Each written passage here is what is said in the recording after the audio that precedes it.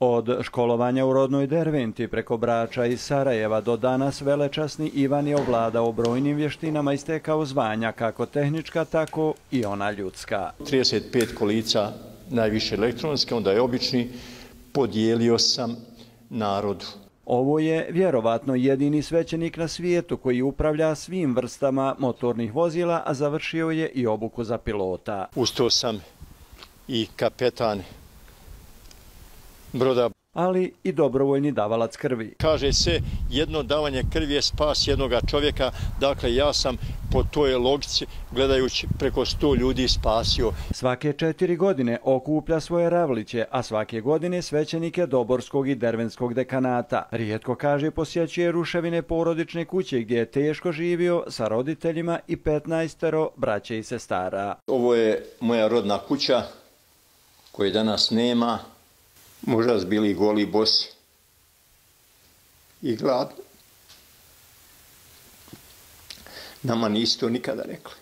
Već kao dječak, kaže, donio je odluku da će život posvetiti svećeničkom pozivu. Mi smo svake nedjelje išli na svetu misu. Išlo je se u školu tada i subote i tata nimao razumijevanja, ište subotom, ajmo opet nedjelja na misu, opet ista kilometraža, 18 km pješce i ja i braća i sestre, i ako netko ima neku naviku, ali ja sam imao tu naviku duboku i krenuo sam. Najplodniji period svećeničkog službovanja je, po svemu sudeći, bio onaj u Sarajevu. Dok sam bio župnik u Novom Sarajevu, uveo sam jedne od većih orgulja tada u Bosni i Hercegovini. Te orgulje procjenjuju se sa ugradnjom oko 200.000 maraka, oko 8 tona su teške. Autor je 13 knjiga i izložbe sakralnih eksponata vjera na teritoriji BiH u prostoru Collegium Artisticuma u Skenderiji. Oko 600 eksponata bilo je na jednom mjestu. To je bilo 2008. godine, cijeli mjesec dana izložba je bila.